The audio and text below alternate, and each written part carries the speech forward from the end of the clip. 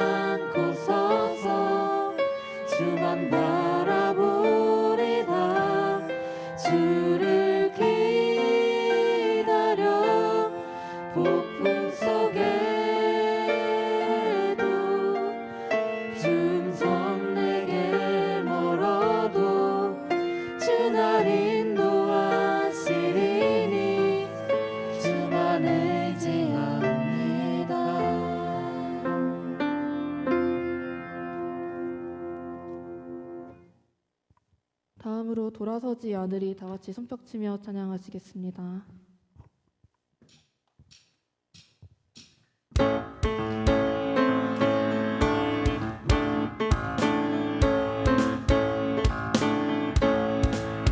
주님 뜻대로 살기로 했네. 주님 뜻대로 살기로 했네. 주님 뜻대로 살기로 했네.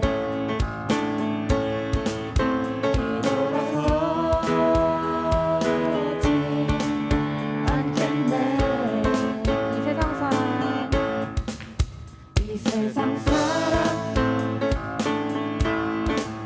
날 몰라줘도 이 세상 사람 날 몰라줘도 이 세상 사람 날 몰라줘도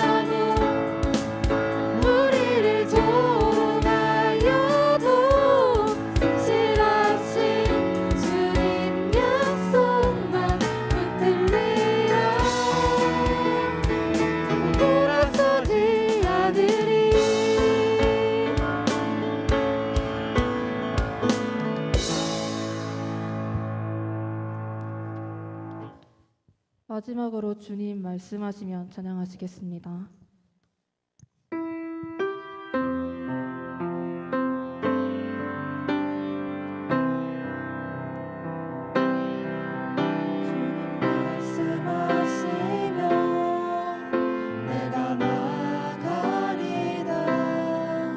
주님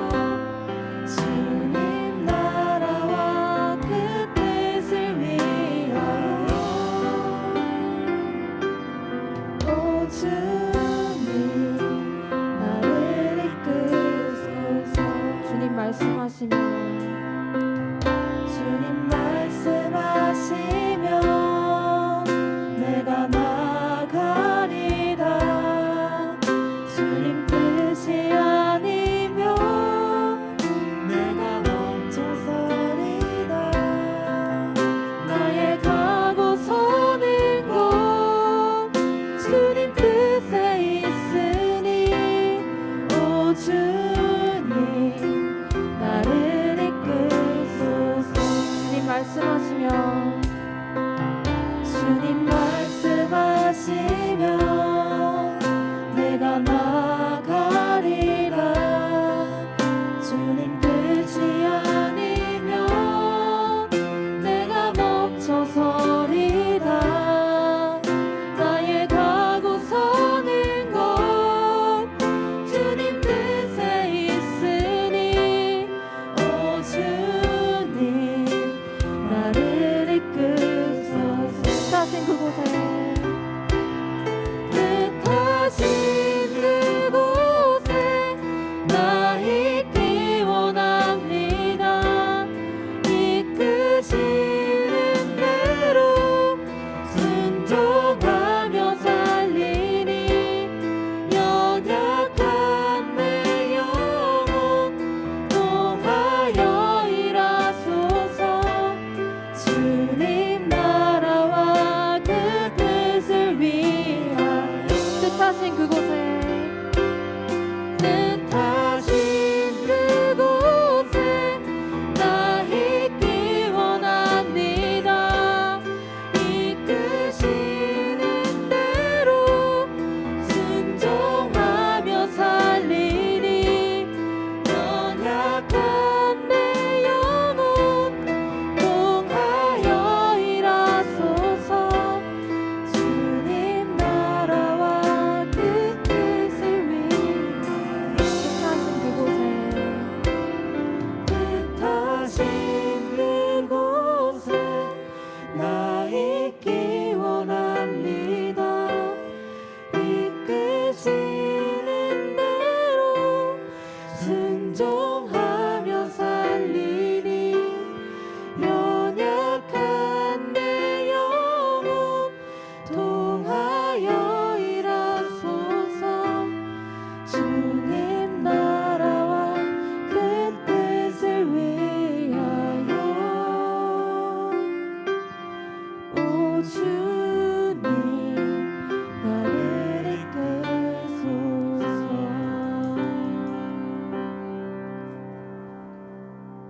기도 인도자 나오실 때까지 묵상 기도하시겠습니다.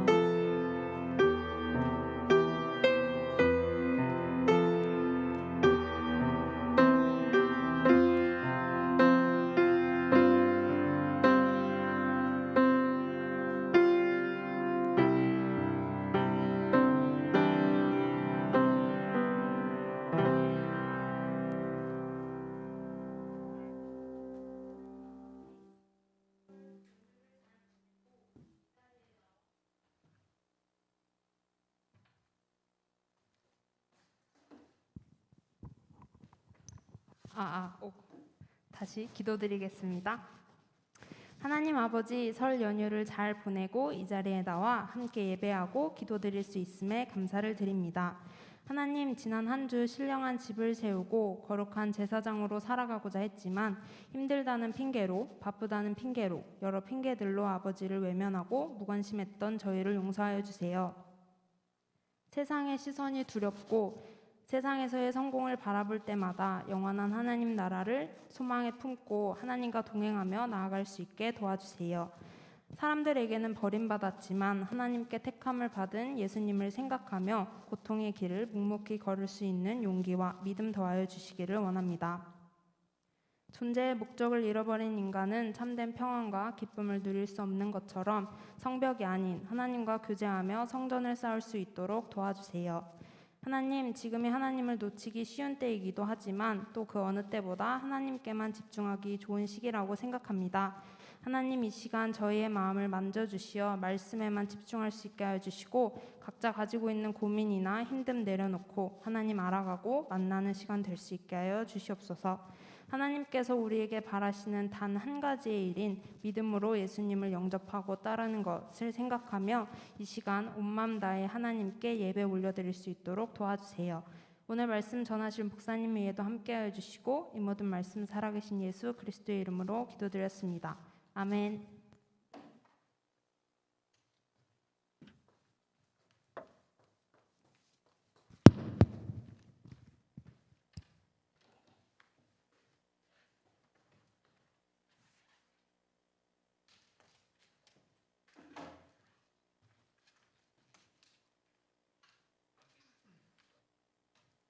자, 우리 하나님 말씀을 찾아보도록 하겠습니다. 우리 주보에 나와 있는 하나님 말씀은 출애굽기 25장 8절 말씀입니다. 출애굽기 25장 8절 말씀.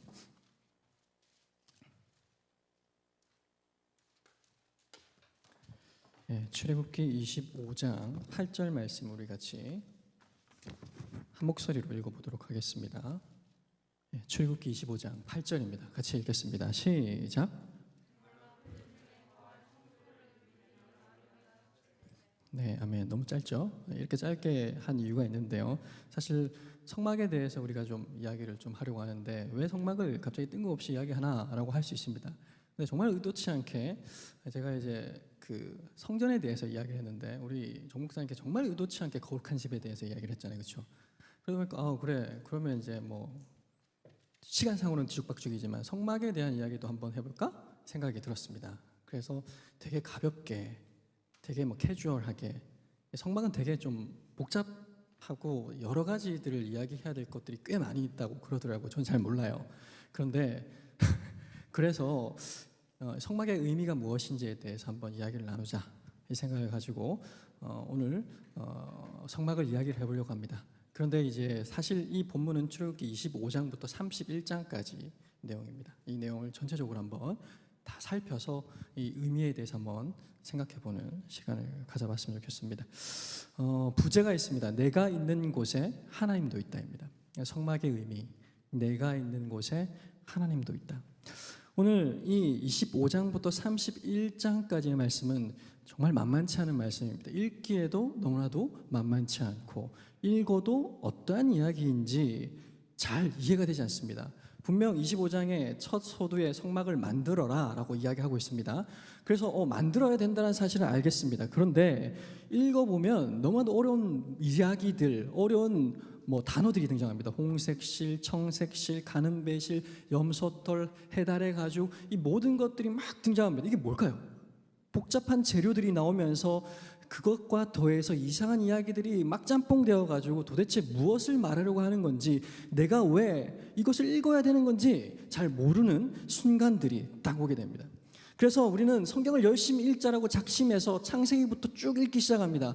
그리고 쭉 읽다 보면 이 25장 앞에 딱 멈추어 서서 포기를 해버립니다. 무슨 이야기야? 성막 만들어야지. 그래, 오케이 하고 넘어가 버리는 거죠. 포기를 하거나 넘어가 버리는 겁니다.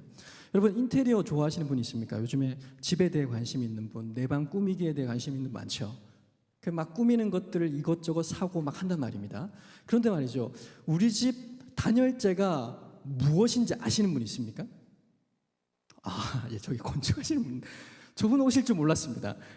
저분은 제외하고, 전문가는 제외하고 말이죠. 우리 아마추어끼리 한번 이야기를 해보자고요. 아마추어끼리 우리 집 단열재가 뭔지 아시는 분, 우리 집 벽면에 어떠한 재료가 들어가 있는지 아시는 분 있습니까? 없단 말입니다. 오늘 이 공간 얼마나 좋습니까? 깨끗하죠? 깔끔합니다. 방음도 잘 되고 흡음도 잘 돼요. 이 방음제와 흡음제가 어떠한 종류이고 어떠한 재질로 만드는지 아시는 분 있습니까? 없단 말입니다. 한 분 빼고요. 없단 말입니다. 이것들이 알게 뭡니까? 알게 뭐란 말이에요? 마찬가지예요. 오늘 본문, 지금 성막을 지으라라고 이야기하는데 도대체 이 본문을 통해서 무엇을 말씀하고 싶은 걸까요? 오늘 이 성막의 메시지를 같이 한번 살펴보려고 합니다. 세 가지로 나눠서 한번 이야기해 보려고 하는데요. 첫 번째는 성막의 기능, 두 번째는 성막의 조건, 세 번째는 성막의 완성입니다. 먼저 살핀 것은 성막의 기능인데요. 성막에는 가장 중요한 기능이 있습니다. 많은 기능이 있다라고 이야기하지만 제가 생각하기에는 이 기능이 너무나도 중요하다고 생각합니다. 딱 두 가지인데요. 그것은 함께하심과 말씀하심입니다. 이것이 하나님께서 이 성막을 우리에게 허락하신 가장 중요한 목적이라고 저는 생각을 합니다. 먼저 함께하심인데요. 오늘 25장 8절 말씀 우리가 읽었지만 한 번 더 읽어보도록 하겠습니다. 8절 말씀 같이 읽겠습니다. 시작.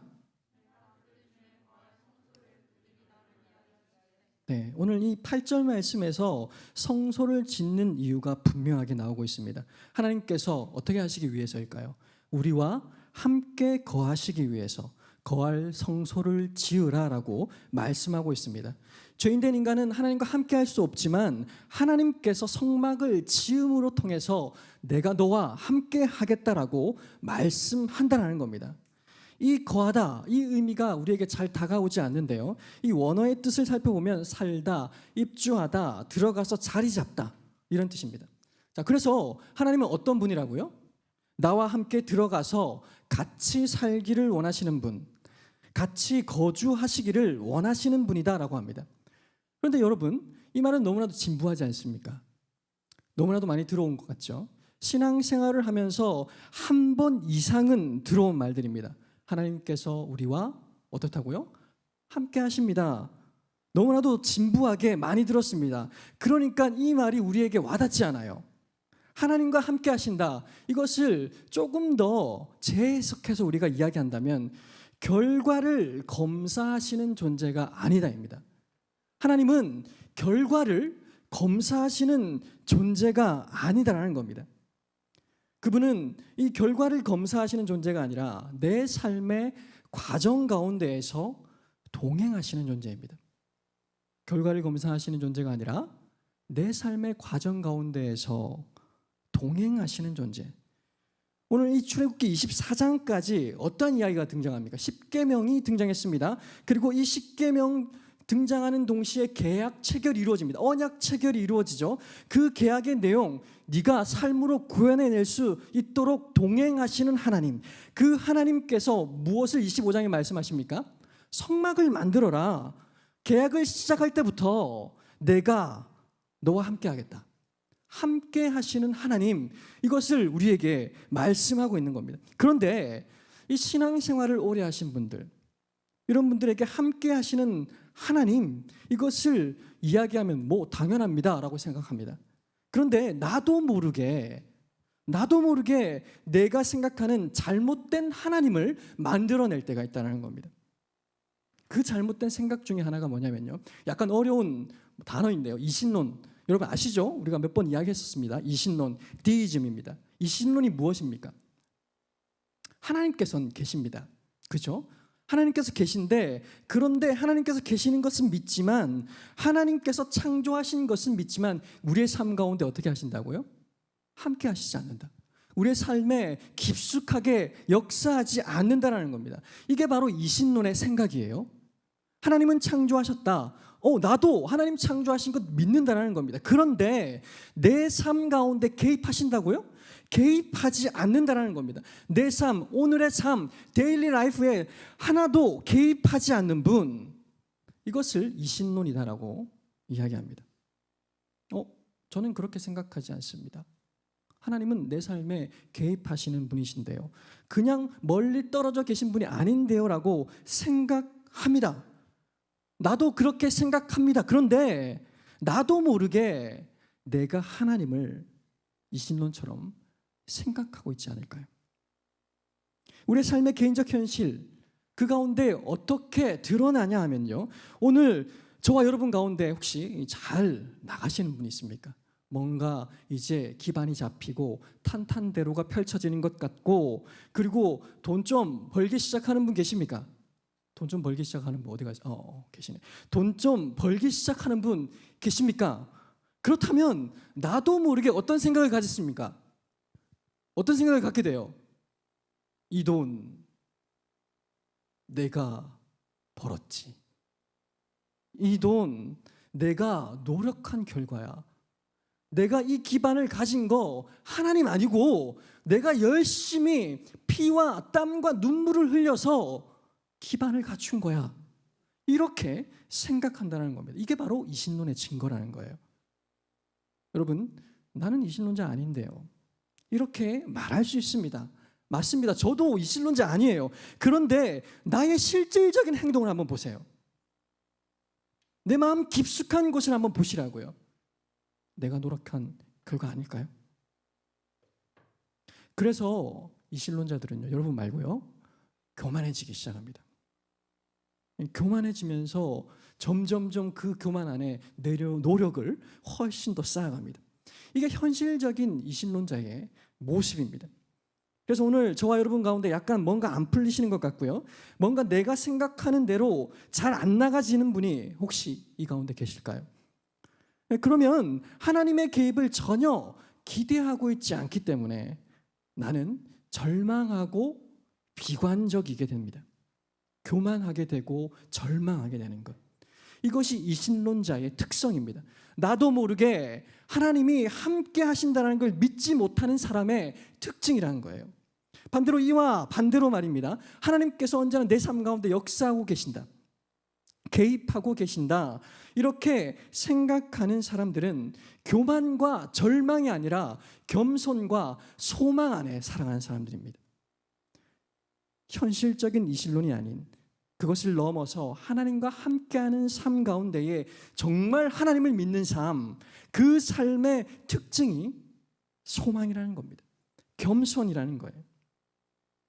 이런 이신론의 특징이 우리의 삶을 넘어서 사회적으로 팽배해지기 시작하면 어떠한 것들이 나타나냐면요. 우리 한국 사회 문화의 특징이 있습니다. 우리의 삶 주변에 우리의 문화 가운데에서 무엇을 이야기하냐면요. 우리의 목표가 무엇입니까? 했을 때 우리는 우리의 목표를 뭐라고 이야기할까요? 행복이라고 합니다. 행복해지길 원합니다. 그래서 많은 분들이 저 사람을 보면서 이야기하잖아요. 저 친구는 행복해졌으면 좋겠어. 쟤는 꼭 행복해질 거야. 이런 얘기 안 합니까?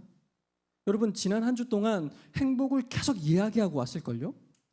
맞잖아요. 새해 뭐 많이 받으세요? 복 많이 받으세요 하잖아요. 행복을 계속해서 우리는 이야기하고 왔단 말입니다. 이게 사회적으로 이 신론이 팽배해지면 나타나는 현상입니다. 행복하게 사는 것. 이것이 인생의 목표가 되어버렸습니다. 그런데 이게 나쁘다라는 게 아니에요. 행복 추구하는 것 당연히 좋습니다. 그런데 그 다음이 문제인 겁니다. 하나님이 이 삶을 행복하게 만드는 게 아닌 겁니다. 지금 이미 내 삶 가운데 주어진 것들이 있습니다. 내가 스스로 원하는 것들을 선택합니다. 원하는 것들을 이루어냅니다. 그래서 어떻게 됩니까? 행복한 삶을 만들어갑니다. 그것이 내 삶의 의미이고 목적입니다라고 계속해서 반복해서 말하게 된다는 겁니다.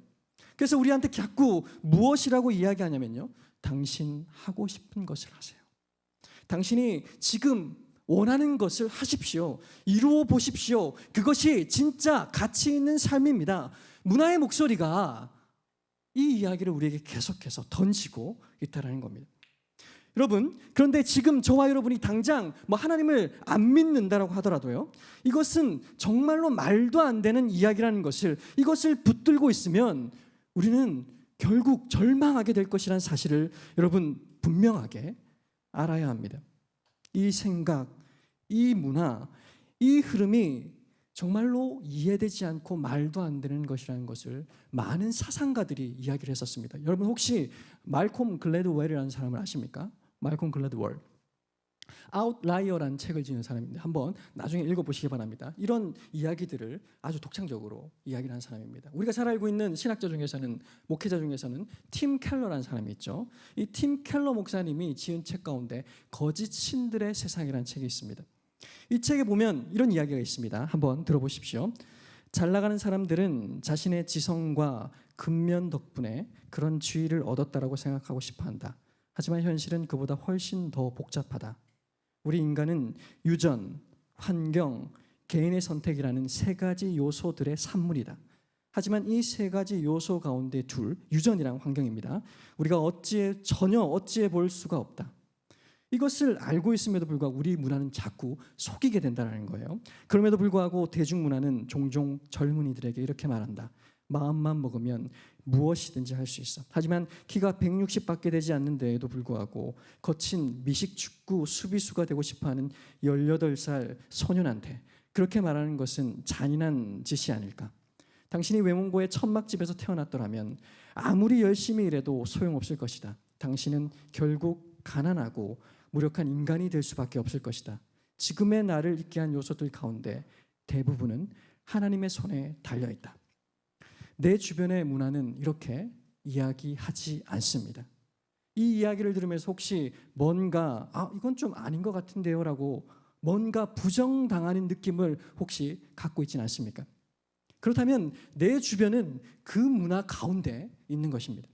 자꾸 너의 환경을 극복하면, 모든 사람을 동일하게 만들기만 하면, 월급을 똑같이 주기만 하면, 네가 할 수 있는 것을 하기만 하면 행복해질 수 있다. 이렇게 말하는데, 인생의 기회가 균일하고 균등하게 주어진다고 해서, 월급이 똑같다라고 해서 똑같이 성공하고 똑같이 행복해질 수 있을까요? 절대로 그럴 수가 없다라는 겁니다. 여러분이 지금 당장 하나님을 믿을 마음이 없다라고 해도, 지금 저와 여러분이 이 대중문화를 계속해서 따라가기만 한다면 분명 문제가 생기기 시작할 겁니다. 여기 있는 우리가 어떻게 기회가 똑같을 수가 있습니까? 어떻게 외모가 똑같을 수 있습니까? 어떻게 지금 내가 가진 재능이 똑같을 수 있습니까? 이것을 교묘하게 숨겨버리고 네가 하고 싶은 거 다 해. 외모가 예뻐지고 싶니? 예뻐지면 되잖아. 어떻게 외모가 똑같을 수가 있습니까? 아닌데에도 불구하고 이 문화의 목소리는 계속해서 슬며시 우리에게 다가와서 우리를 속이기 시작한다는 겁니다. 이것이 이 시대 사조이고, 이 시대가 우리를 속이고 있는 하나의 문화 현상이라는 거예요. 선택만 잘한다고 해서 되는 게 아닙니다. 여러분 잘 아실 거예요. 카페 잘 다니시니까요. 옛날에 정말 유명했던 카페들이 있습니다. 할리스, 지금도 좀 하나요? 카페베네, 망고식스 아시죠? 이게 되게 유명했었습니다. 이걸 창업한 대표가 있었는데, 강훈 대표라는 분이 계신데요. 이게 뭐 해외 프랜차이즈도 막 수출되고 그랬었습니다. 그런데 이분이 몇 해 전에 자살을 했습니다. 그 부분에 대해서 뭐 알려진 게 없으니까 언급할 것은 없는데요. 이분을 옆에서 잘 지켜보던 주식업계의 개인 투자자, 아주 중요한 개인 투자자 한 분이 글을 남겼습니다. 이분이 쓰신 글인데요. 그대로 가져왔는데 한번 들어보시기 바랍니다. 카페벤의 강훈 대표의 자살을 보면서, 그는 언제나 돈을 벌 수 있다라고 생각해서 모으지 않고 본 돈을 다시 재투자로 달려가는 사람이다. 그 반면 나는 두려움했던 겁쟁이였다. 지금은 벌고 있지만 언제 벌지도 모르고, 시대적 트렌드가 변해서 내가 갑자기 돈을 못 벌게 되면 어쩌나 두려워했고, 리스크 관리에 치중하다 보니 자산 증식이 더디었다. 그러면서 이제 비교해서 자기 이야기를 합니다. 주식 쪽은 보통 자산 100억 이상이 되면 둘 중 하나다. 1000억대를 돌파한 슈퍼리치가 되든지, 아니면 쪽박을 차고 다시 거지가 되든지 진짜다. 이쪽은 언제나 풀 베팅, 풀 신용이기 때문이다. 과거 슈퍼개미들 중에 어떤 자는 수천억 원의 자산가로 발돋움하고, 어떤 자는 쫄딱 망해서 사라지는 경우가 있는데, 그것은 완전히 운이다. 실력 차이가 결코 아니다. 여러분 제가 무슨 이야기를 하고 싶은지 아시겠습니까? 처음엔 자기도 자기의 실력으로 인생을 쌓아가는 줄 알았다라는 겁니다. 그런데 내 삶에 어찌할 수 없는 요소가 너무나도 많다는 거예요. 이 강훈 대표를 보면서 그것을 더 절절히 느꼈다는 겁니다. 그 사람은 재투자를 하면 언제든지 벌 수 있다고 생각했습니다. 그러나 강훈 대표조차 통제할 수 없는 그 요소가 너무나도 많다라는 겁니다. 여러분, 지금 하나님을 믿지 않아도 좋습니다. 그런데 저와 여러분이 가지고 있는 그 가치관을 빨리 깨지 않는다면 우리는 무너지고 말 겁니다. 이 사회, 이 문화에, 이 가치관에 우리가 결코 속아서는 안 된다는 겁니다.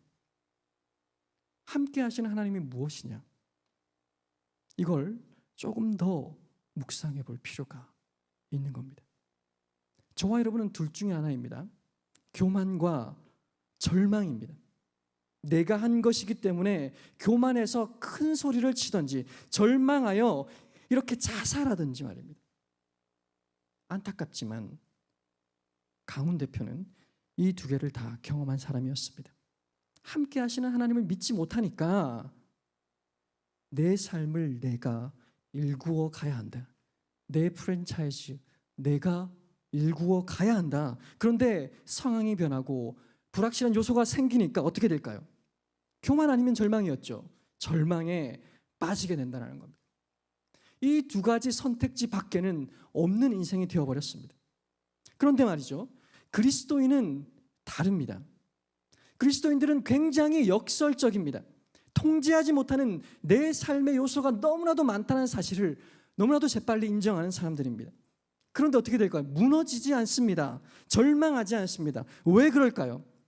이 그리스도인들의 삶의 목표는요, 결과를 검사받는 삶이 아니기 때문입니다. 과정에 문을 여는 삶, 결과를 검사받는 삶이 아니라 과정의 문을 여는 삶이 그리스도인의 삶이기 때문에 그렇습니다. 이게 바로 그리스도인들의 특징입니다. 지금 이 상황 가운데에서 하나님께서 내게 하시는 말씀이 무엇인가? 내 삶의 주제가 무엇이고 내 삶의 의미가 무엇인지를 그 순간마다 캐치하는 것. 내가 뭘 이루어서 검사를 맡아야 될 것인가? 그게 아니라 언제나 지금 이 순간 과정의 문을 여는 삶. 하나님께서 성공의 자리에서, 하나님께서 실패의 자리에서 분명 하실 말씀이 있다는 겁니다.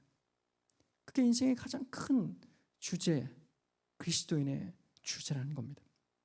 이것이 바로 함께 하시는 하나님, 나와 관계 맺는 하나님의 내 삶의 특징이라는 겁니다. 두 번째로 성막의 기능이 뭐냐라고 했을 때 말씀하신다는 건데요. 하나님께서 성막으로 우리에게 다가오시는 이유는요, 하나님께서 우리에게 말씀하시기 위함입니다. 25장 22절 말씀 우리 같이 한번 찾아보시기 바랍니다. 22절 말씀 찾아서 우리 같이 읽어보겠습니다. 읽겠습니다. 시작.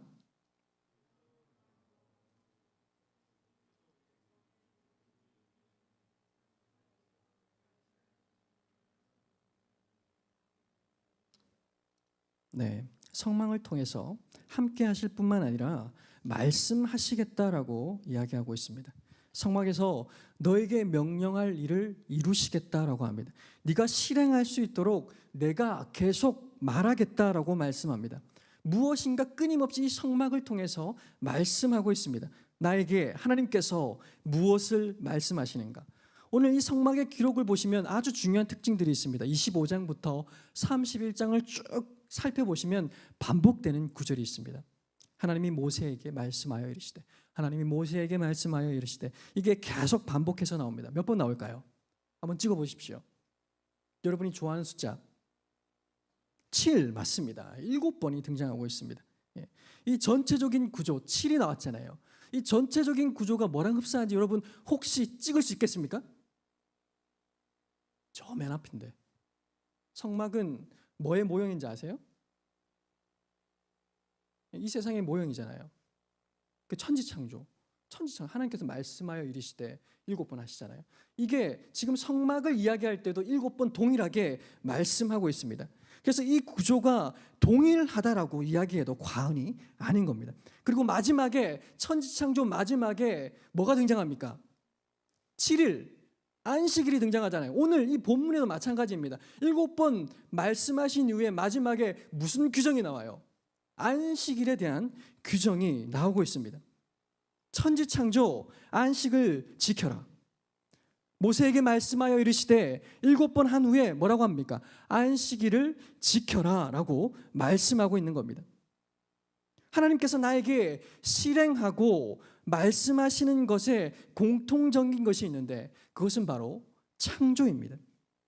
하나님께서 창세기 1장 말씀을 통해서 창조를 하셨습니다. 그런데 지금 내 삶에서 다시 창조를 하시겠다라고 말씀하시면서 나의 원래의 모습대로, 하나님께서 디자인하신 나의 원래의 모습대로 회복시키는 것, 성막을 통해서 계속해서 말씀하시면서 실행하시면서 어떠한 일들을 만들어 가시느냐? 재창조의 일을 만들어 가시는 겁니다. 원본으로 우리를 계속해서 변화시키겠다라고 말씀하고 있다는 겁니다.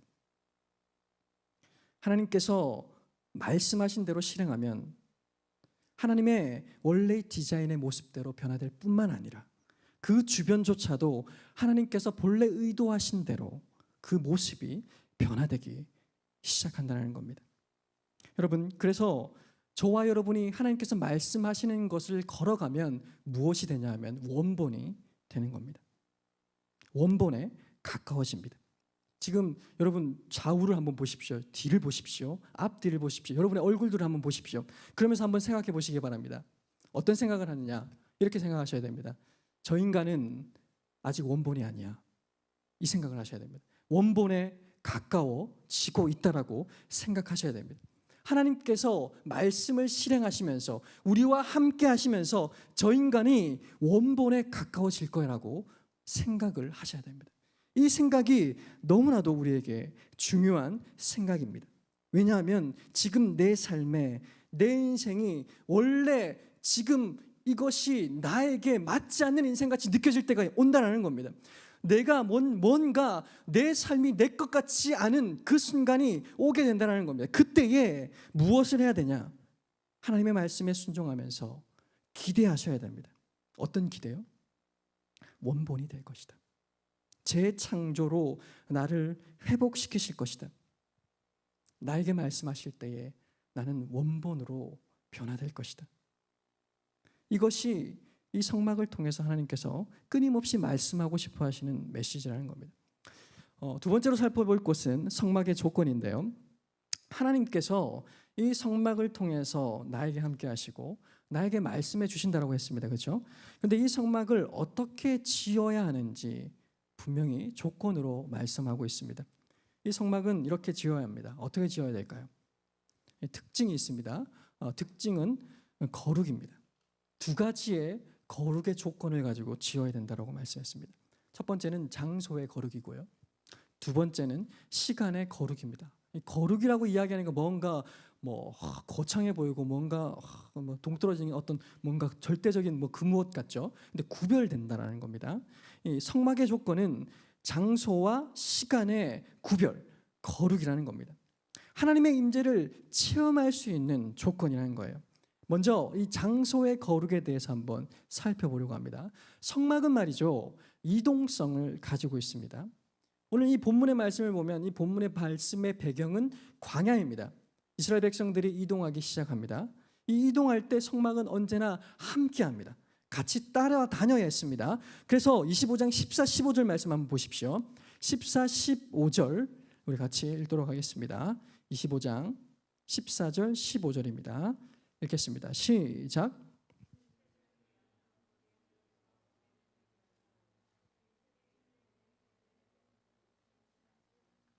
네, 이 채가 뭡니까? 운반할 때 사용하는 것입니다. 그런데 뭐라고 말씀하고 있어요? 이것을 절대로 빼지 말라.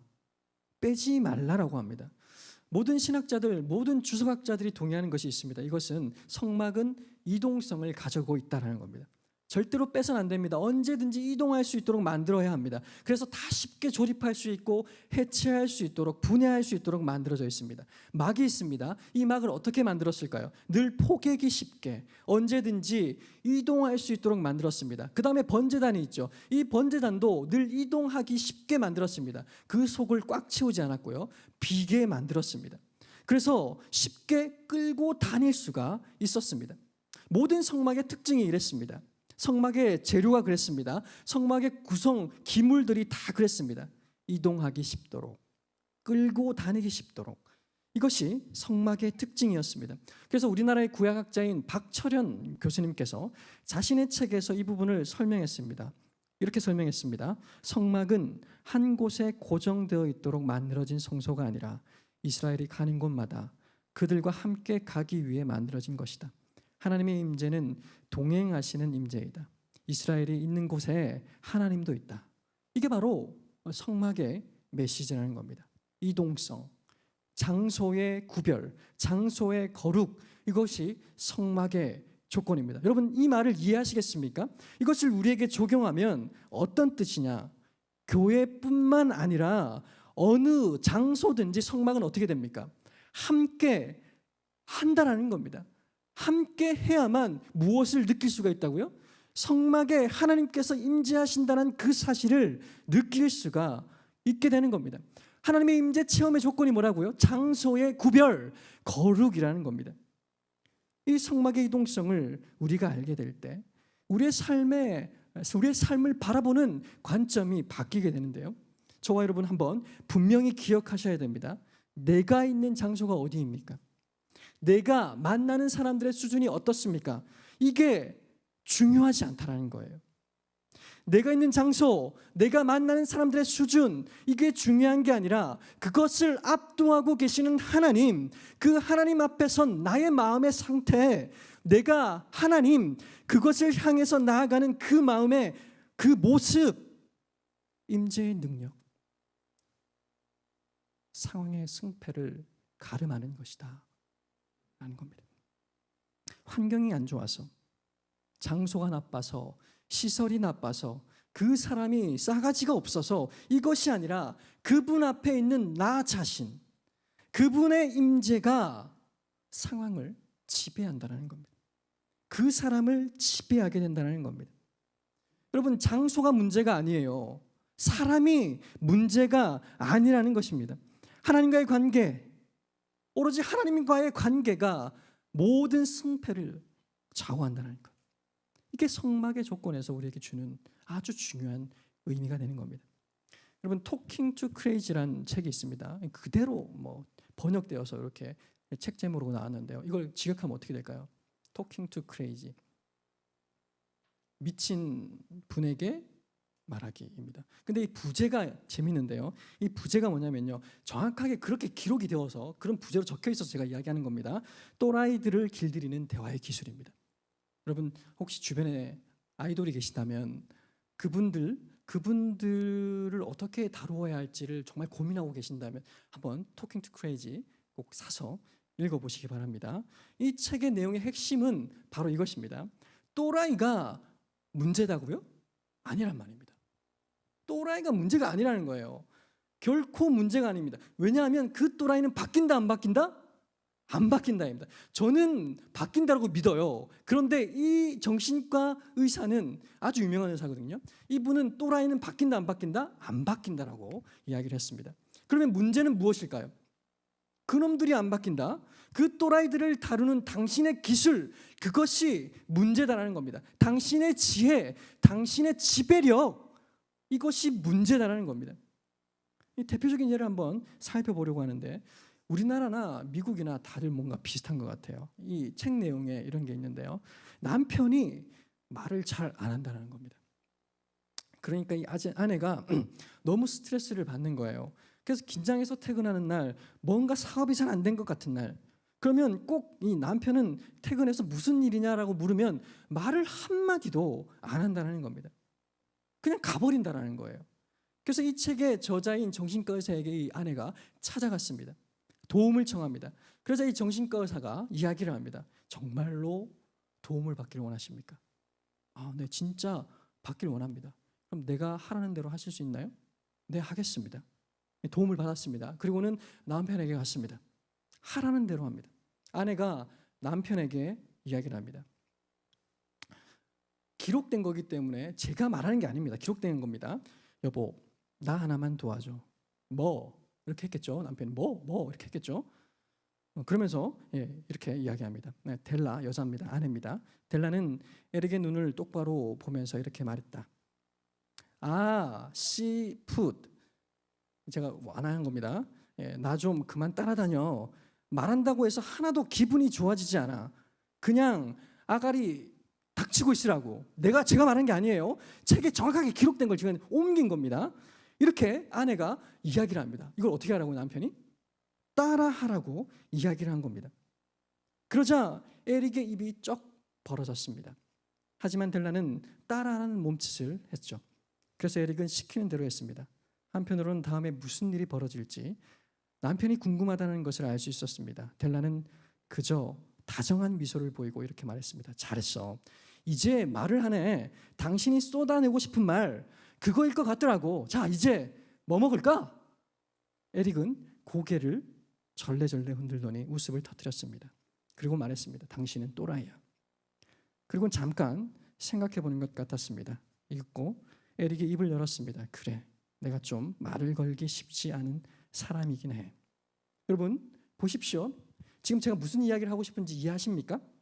지금 이 아내는 이전과 똑같은 남편을 대하고 있습니다. 그렇죠? 장소가 바뀌었습니까? 상황이 바뀌었습니까? 사람이 바뀌었습니까? 아니라는 거예요. 그런데 무엇이 바뀌었을까요? 상대방을 대하는 자신의 지배력이 바뀌었다는 겁니다. 바로 이것입니다. 오늘 우리에게 장소나 내가 만나는 사람의 수준보다 훨씬 더 중요한 게 있다는 겁니다. 그게 무엇일까요? 하나님의 임재 안에서, 그 압도당하는 임재 안에서 있는 우리의 지배력, 나의 순종, 나의 평안, 나의 대응력이 훨씬 더 중요하다는 사실입니다. 여러분, 장소의 거룩, 오늘 성막이라고 이야기를 하고 있는데 장소의 거룩이 무엇이었습니까? 특별한 장소일까요? 특별한 장소에 가야 하나님을 만나는 것일까요? 아니잖아요. 내가 있는 곳에 하나님도 계신다. 그 임재를 체험하는 것, 그게 바로 능력이라는 겁니다. 내가 장소에 거룩을 체험하고 있는지 체험하고 있지 않은지 그것을 체크할 수 있는 방법이 있다는 사실을 아십니까? 한번 스스로 테스트 해보시기 바랍니다. 1년 전보다 그 상황에 대해서 의연하실까요? 그러면 그 순간 하나님께서 일하고 계신 겁니다. 1년 전보다 그 사람을 훨씬 더 온유하게 대하고 계실까요? 그러면 하나님께서 그 순간 나를 지배하고 우리를 지배하여 일하고 계신다는 겁니다. 바로 이것이 장소의 거룩입니다. 장소는 하나도 바뀌지 않았습니다. 그 사람은 하나도 바뀌지 않았습니다. 3개월 전과 동일합니다. 그런데 나는 그 3개월 전보다 훨씬 더 다르게 그 사람을 대하고 있습니다. 훨씬 더 사랑의 마음을 가지고 그 사람들을 대하고 있습니다. 훨씬 더 온유합니다. 훨씬 더 겸손합니다. 훨씬 더 의연해졌습니다. 그렇다면 하나님께서 그곳에 임하고 계신다는 거예요. 이게 바로 장소의 거룩, 하나님의 임재를 빼앗기지 않는 비결이라는 거예요. 두 번째 성막의 조건이 있는데 그것은 시간의 거룩입니다. 안식을 이야기하는 겁니다. 거룩한 장소뿐만 아니라 거룩한 시간을 이야기하고 있습니다. 우리 성경 한번 찾아볼까요? 31장 13절 말씀을 한번 보십시오. 31장 13절 말씀입니다. 31장 13절 우리 같이 읽겠습니다. 시작.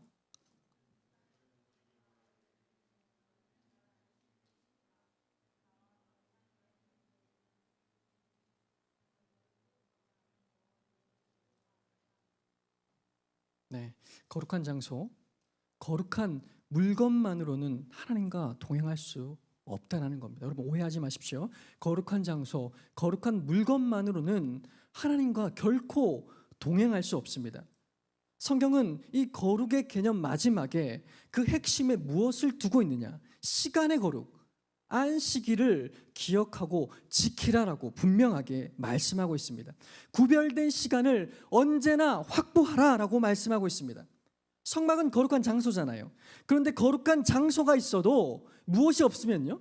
거룩한 시간이 없으면, 성막으로 갈 수 있는 시간이 없으면, 확보되지 않으면 성막은 있으나 마나라는 겁니다. 거룩한 시간 없이는 거룩한 장소도 없다는 겁니다.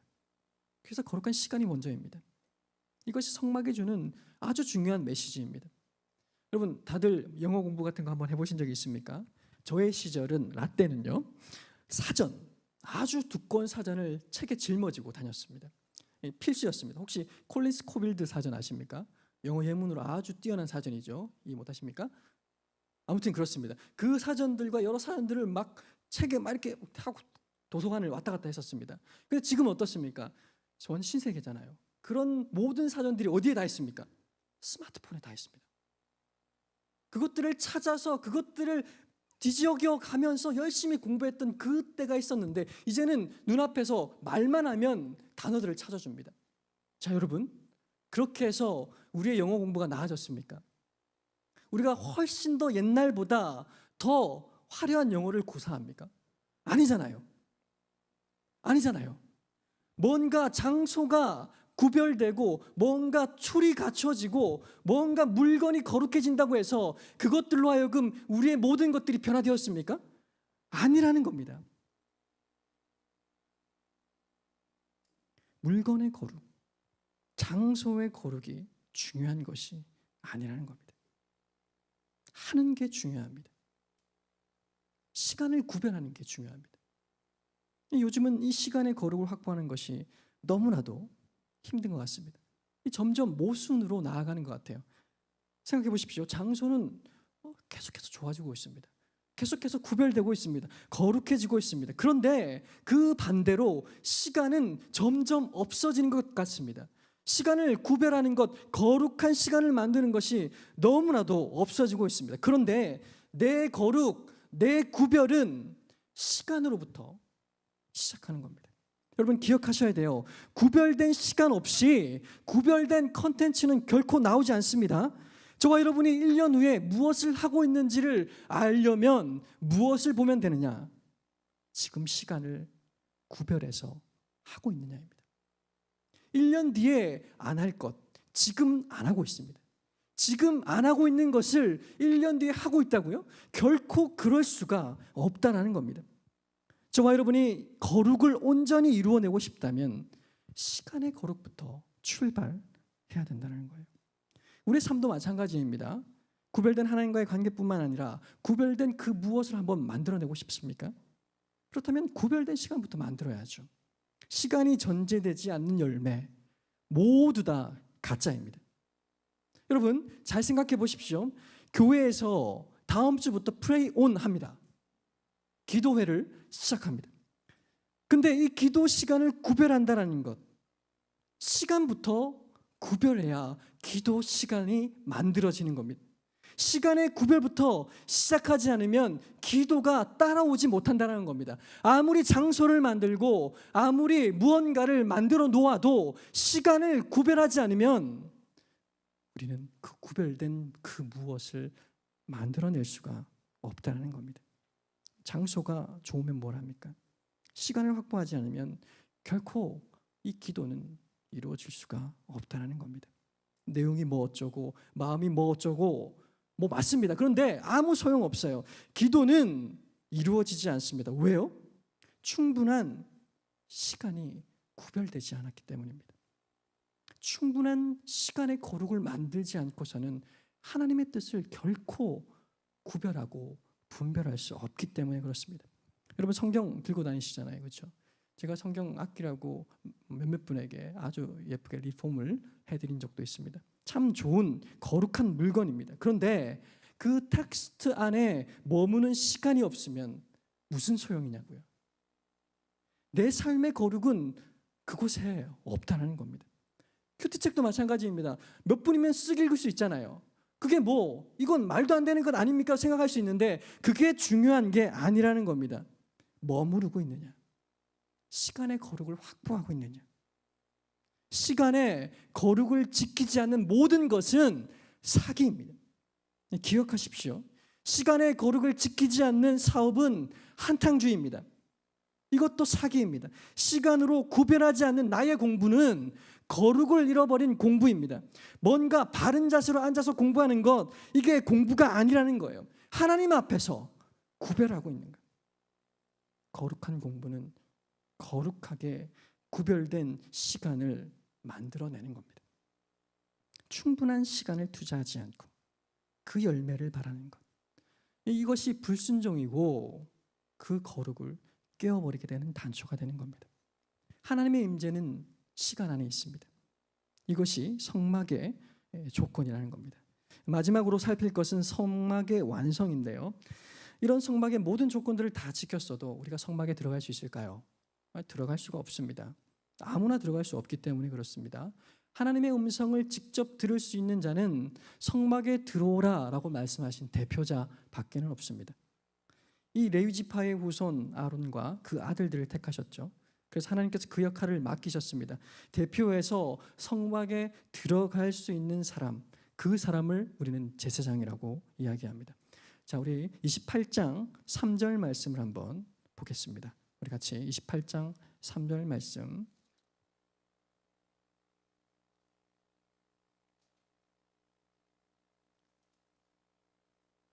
예, 함께 읽도록 하겠습니다. 3절입니다. 시작.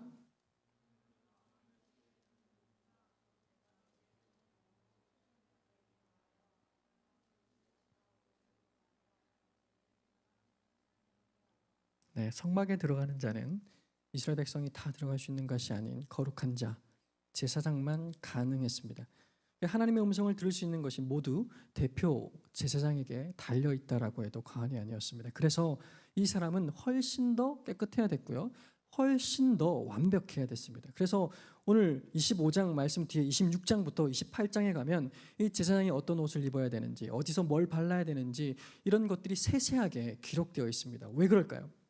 이 한 사람이 거룩하게 서 있어야만, 이 사람이 하나님과 교제를 해야만, 이 사람이 어떻게 하나님과 서 있느냐에 따라서 이스라엘 백성과 하나님과의 관계가 규정되기 때문에 그렇습니다. 이 제사장이 얼마나 중요했냐.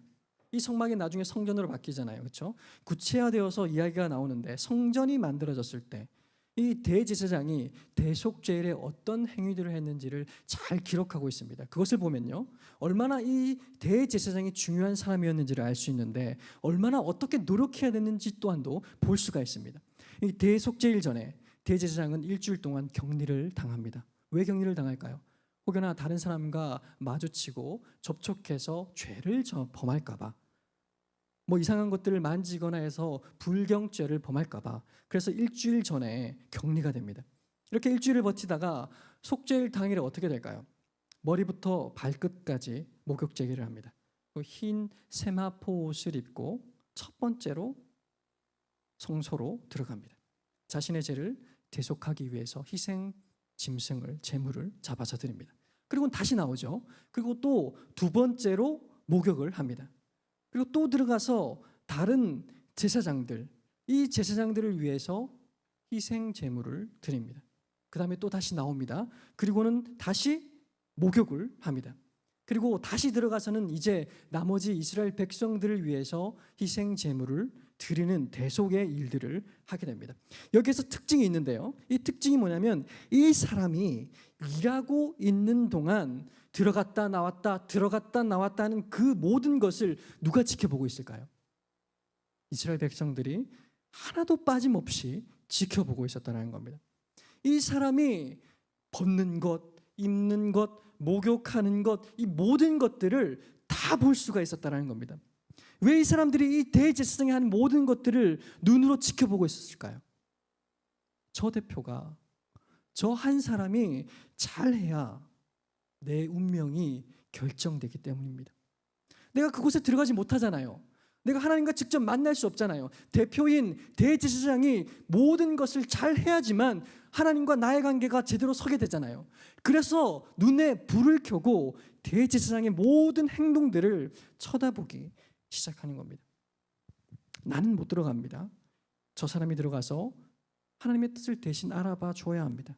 지금 내가 회개해야 되는데 나는 회개할 자격조차 없습니다. 그래서 저 사람이 들어가서 성공하지 않으면 나도 같이 죽게 된다는 겁니다. 오로지 대제사장에게 달려 있었습니다.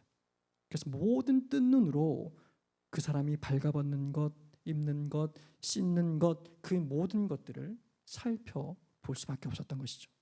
그런데요, 이 스가랴라는 선지자의 어떤 기록, 스가랴서를 살펴보시면요, 이 대제사장의 발가벗은 것, 이 세마포 옷을 입는 것, 그리고 하나님 앞에 섰는데에도 불구하고 하나님이 환상 가운데에서 뭐라고 말씀하시냐?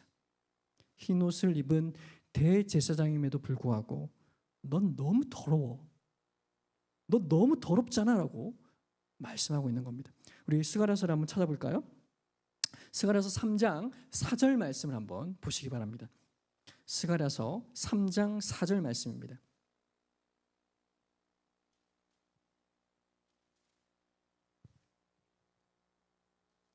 우리 같이 읽어보도록 하겠습니다. 스가랴 3장 4절 말씀 읽겠습니다. 시작. 그 더러운 옷을 벗기라 하시고 여호수아에게 이르시되 내가 내 죄악을 제거하여 버렸으니 내게 아름다운 옷을 입히리라 하시기로. 무슨 의미냐면 하나님 앞에서 대제사장도 아무리 씻고 벗고 입고 씻고 벗고 입고 해도 어떻다고요? 더럽다라는 겁니다. 대제사장이 아무리 어떠한 짓을 해도 더럽다라는 겁니다. 스가랴가 너무나도 놀랐습니다. 아니, 하나님께서 제정하신 규례에 따르면 대제사장을 깨끗하다라고 칭해줘야 되는 거잖아요. 가면 받아주셔야 되잖아요. 그런데 이 대제사장을 보고선 더럽다라고 먼저 말씀한다는 겁니다. 그것을 이 환상 속에서 스가랴가 보게 되는 거죠. 이 성경이 지금 우리에게 무엇을 이야기하고 있나? 우리의 삶의 문제가 바로 이것이라는 겁니다. 우리 인생의 가장 큰 문제가 뭐냐 하면 내 스스로 하나님 앞에서 뜻을 구하는 법도 모르고 그럴 수준도 안 된다는 겁니다. 그래서 다른 사람에게 맡겼다는 거예요. 날 대표하고 날 책임져 줄 수 있는 사람. 그런데 우리의 인생의 문제가 뭐냐? 내가 뽑은 대표도 문제가 너무나도 많다는 겁니다. 이게 우리의 삶에 너무나도 힘들어하는 문제라는 거예요. 보십시오. 우리는 대통령을 뽑고 어떻게 합니까? 후회합니다. 국회의원을 뽑고 너무나도 후회합니다. 내 리더, 내 임원을 세워놓고 후회합니다. 심지어는 내 부모, 날 책임져야 될 사람, 그 때문에 힘들어합니다. 날 대표해야 되고 날 책임져 줄 사람이 제대로 된 역할을 못한다는 거예요. 심지어 내가 그렇게 신뢰했던 목사님, 내가 영적으로 따라갔던 사람들, 내 앞에서 완벽하게 나를 책임져 줄 것 같았는데 그렇지 않았다는 거예요.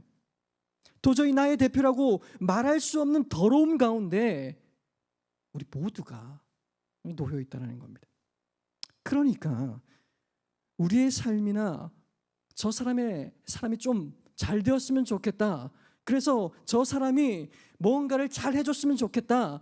그것을 간절히 바라며 의뢰하며 모든 것들을 맡겼는데 그 사람이 책임져 주지 못하니까 심지어 내 부모도 충분히 책임져 주지 못하는 바람에 지금 내 인생이 너무 힘들어. 이게 지금 우리의 삶의 모습이라는 겁니다. 이게 지금 우리의 적나라한 현실 아닐까요? 그런데 하나님께서 저 대표 너무 더러워 이렇게 말한 다음에 말씀하고 있습니다. 그런데 걱정하지 마라. 이것은 그림자일 뿐이야. 이 땅에서 너를 대표하고 너를 책임지겠다고 말하는 모든 대표자는 부모를 포함해서 일시적이고 부분적이고 부족한데 이제 너의 인생을 대표해서 하나님 앞에서 완벽하게 너를 진짜로 책임져 줄 대제사장이 나타날 거예요. 그렇게 말씀하고 있는 겁니다.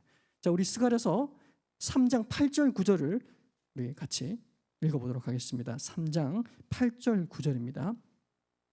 읽겠습니다. 3장 8절 9절 말씀입니다. 시작. 내가 내 앞에 앉은 동료들은 내 말을 들을 것이니라. 이들은 그림자라는 예표의 사람들이라.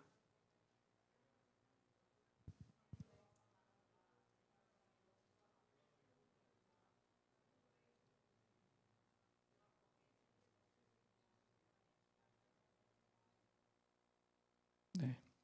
내 종의 싹을 나게 하리라. 진짜 대제사장, 완벽하게 책임져 줄 수 있는 제사장, 그분이 나타나실 것이다라고 말씀하고 있습니다. 이 여호수아 대제사장 이후에 진짜로 수세기 이후에 이름이 똑같은 사람이 등장하죠. 예수와 여호수아, 예수 다 똑같은 이름입니다. 예수님께서 수세기 이후에 나타나셨습니다. 그분 또한 어떻게 하셨습니까? 대제사장으로서 속죄소에 제사를 드리려고 십자가 앞으로 하나님 앞으로 나아가셨습니다. 그런데 차이가 있죠. 우리는 대제사장을 쳐다봤습니다. 인간의 대표가 잘해주기를 바랬습니다. 대제사장이 성소로 들어갈 때 모든 사람들이 박수를 칩니다. 잘해주기를 기대하며 깨끗하게 하시기를 기대하며 잘할 수 있다라고 조금만 버텨주십시오. 내 인생이 당신에게 달려 있습니다라고 간절히 기대하며 격려를 하기 시작했습니다. 그런데요, 예수님께서 십자가에 올라가실 때 어느 누구도 격려하지 않았습니다. 조롱했습니다. 쟤는 뭔데 저렇게 올라가는 거야? 대제사장은 세마포 옷을 입고서 흰 옷을 입고서 올라갔습니다. 그런데 예수님께서는 입던 옷마저도 벗겨지셨습니다. 너 뭐 하는 짓이냐? 십자가에서 얼른 내려와라라는 조롱을 듣기 시작했습니다. 이 대제사장은 깨끗이 목욕해야만 하나님 앞으로 나아갈 수 있었습니다. 그런데 예수님께서는 어떻게 올라가셨을까요? 깨끗한 게 아니라 우리가 뱉은 침을 맞으면서 올라가셨습니다. 여러분, 이 대제사장이 누구입니까? 우리가 뱉었던 침, 우리의 더러움, 이것을 가지고 자기가 죽어야 우리가 깨끗해진다는 것을, 자기가 자기의 목숨을 희생제물로 드려야 우리가 자유롭게 성막 안으로 들어갈 수 있다는 것을 알기 때문에 하나님과 이제 직접적으로 교제할 수 있도록 그분께서 희생제물로 십자가 앞으로 대제사장으로서 나아가신 겁니다. 이 십자가 사건이, 이 예수님이 하나님 앞에서 진짜 내 대제사장이 되셨다, 이것을 저와 여러분이 분명하게 믿기만 하면 내 삶이 어떻게 바뀔까요? 지금 저와 여러분이 누구나 다 부모 밑에 있습니다. 조직 밑에서 있습니다. 계속해서 사람의 영향을 받게 됩니다. 내가 속한 어느 그룹이든 그 대표자의 영향을 받을 수밖에 없습니다. 그리고 그렇게 살아갑니다. 그런데 그래서 그 사람을 신뢰하고 믿기 시작하기 시작합니다. 그 사람의 실패 때문에, 그런데 내 인생이 무너지는 것들이 느껴지기 시작합니다.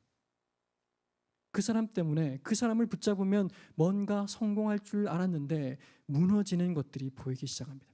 자꾸 내 삶이 통제되지 않는 것처럼 느껴지기 시작합니다.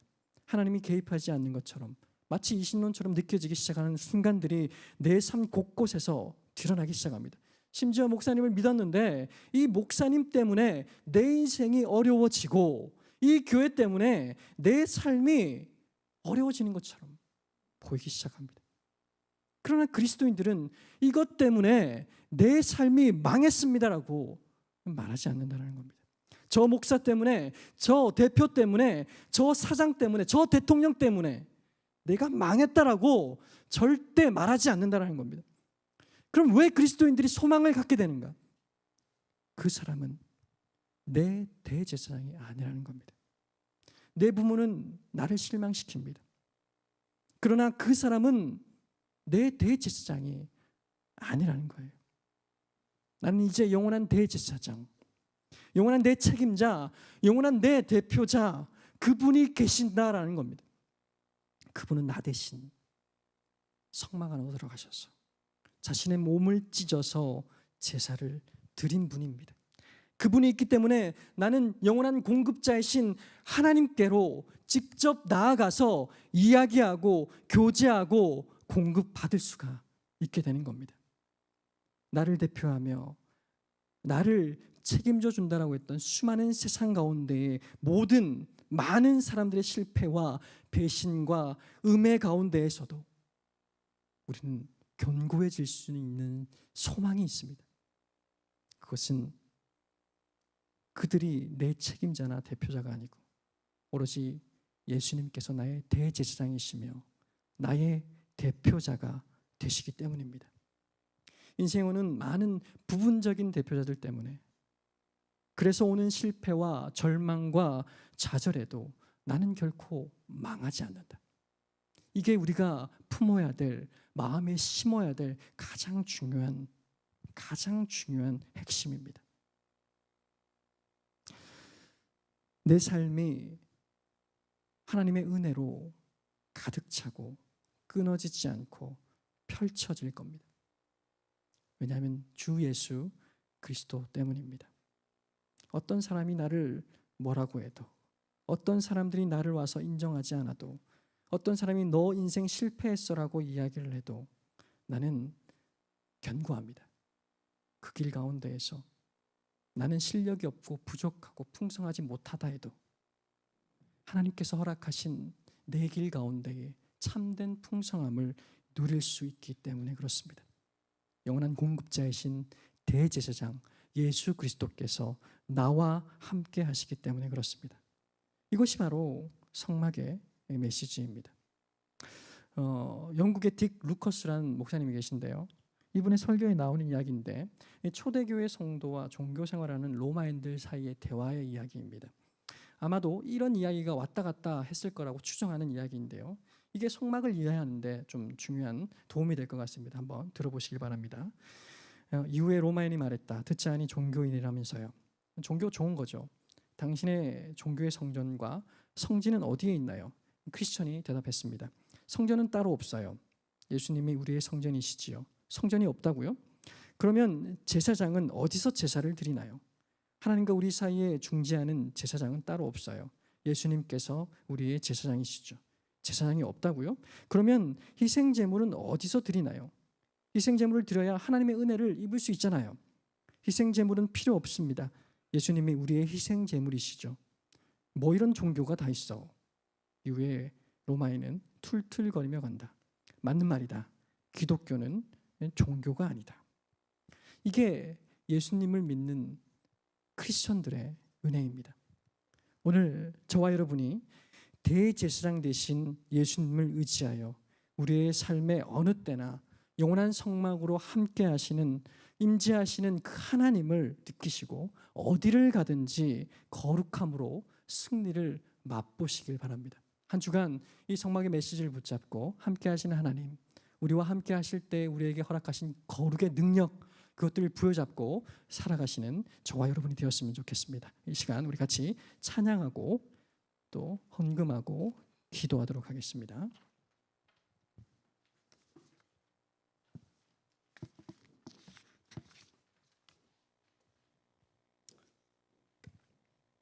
하나님의 사랑을 사모하는 자, 우리 같이 찬양하도록 하겠습니다.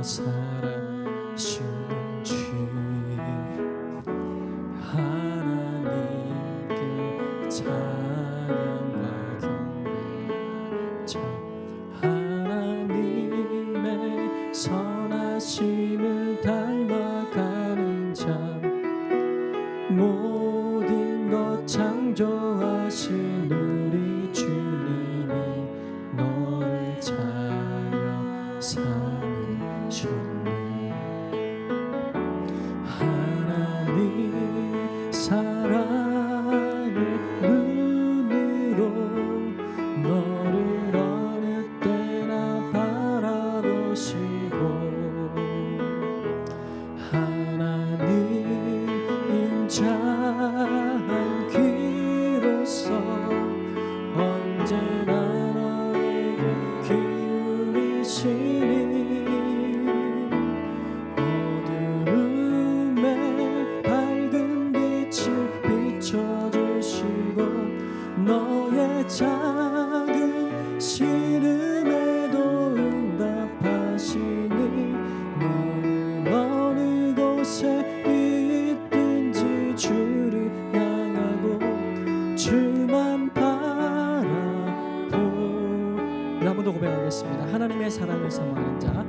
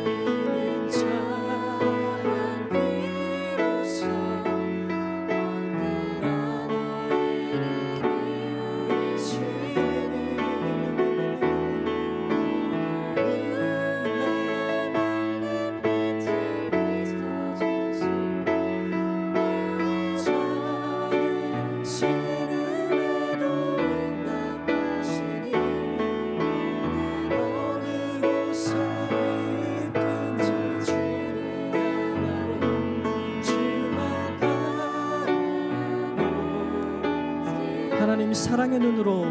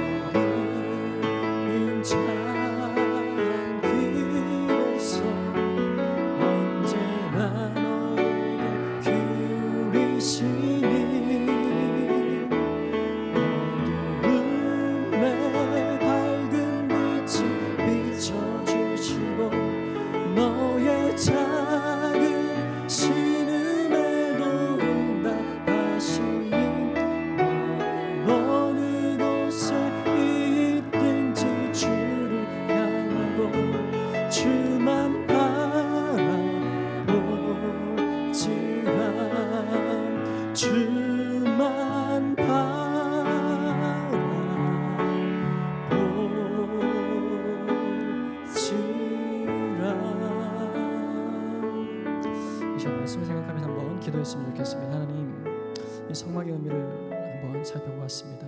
내가 있는 곳에 하나님도 계신다.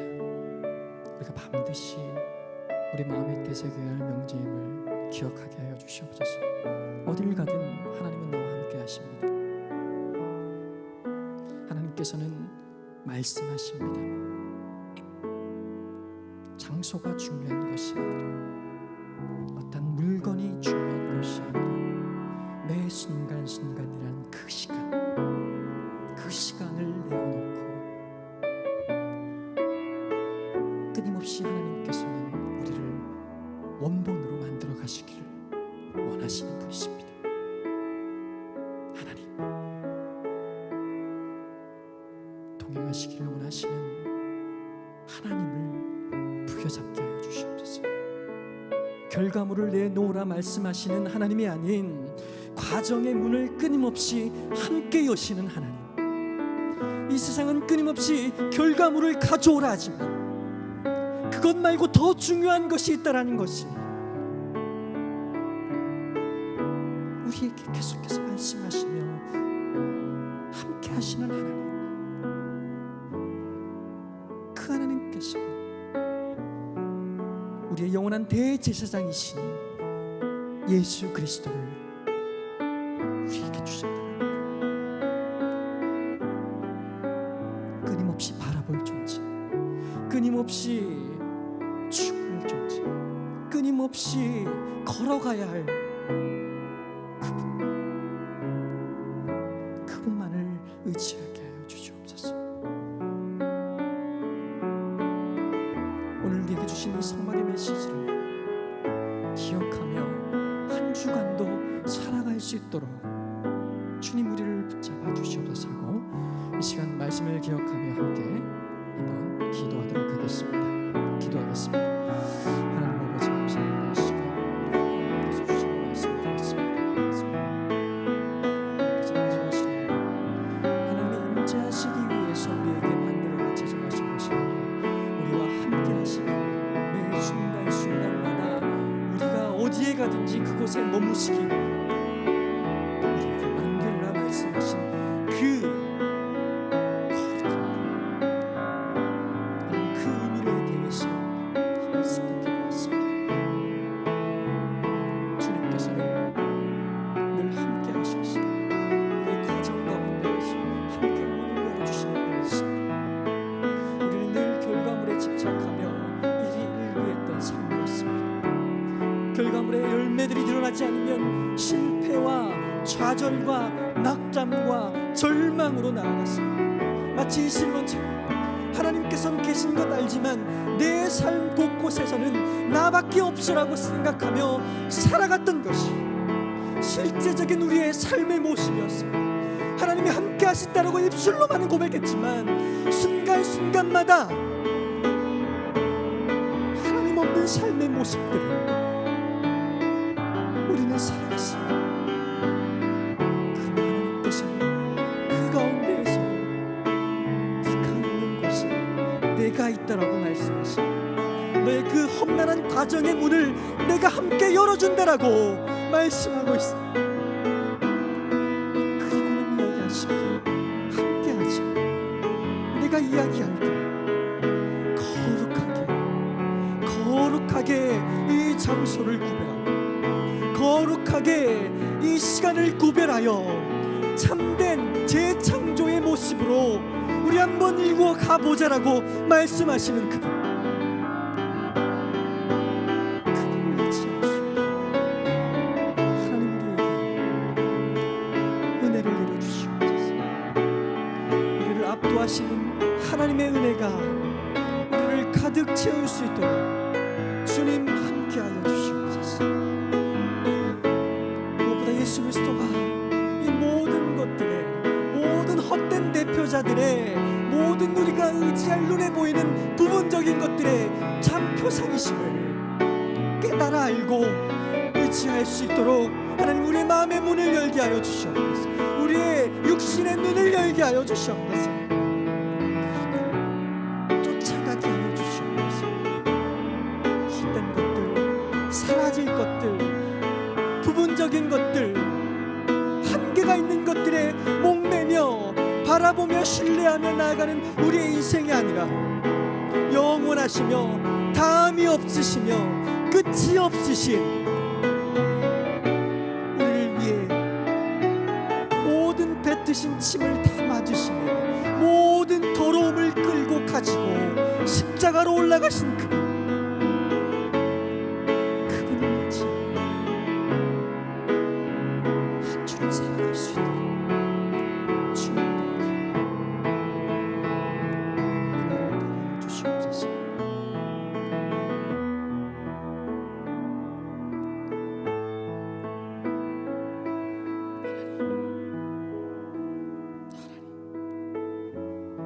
우리 영원한 대표자이신 예수 그리스도만 신뢰합니다.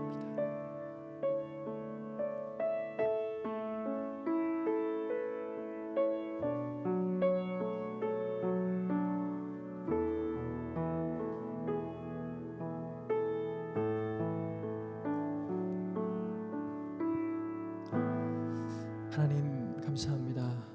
오늘 이 성막의 의미를 통해서 우리가 있는 곳에 하나님이 계시다는 사실을 한 번 더 마음에 새깁니다. 이 세상의 가치관과 문화에 잠식당하지 않도록 우리를 지켜 보호하여 주시옵소서. 함께하여 주시옵소서. 말씀하여 주시옵소서. 우리의 장소와 우리의 시간을 구별하여 거룩하게 우리를 인도하여 주시옵소서. 한 주간도 우리의 영원한 대제사장이신 예수님만을 의지하며 바라보는 인생 되게 하여 주시옵소서. 우리 주 예수 그리스도의 은혜와 하나님 아버지의 영원하신 사랑과 성령님의 끝까지 돌보아 주시는 그 크신 은혜가 성막의 의미를 통해 하나님께서 함께 하신다는 그 사실과 우리에게 끊임없이 말씀해 주신다는 그 은혜를 부여잡고 영원한 대제사장이신 주 예수 그리스도만을 따라서 살아가겠습니다라고 다짐하는 여기 모여있는 모든 우리 지체들 머리 위에 지금부터 영원토록 함께 있을지어다. 아멘.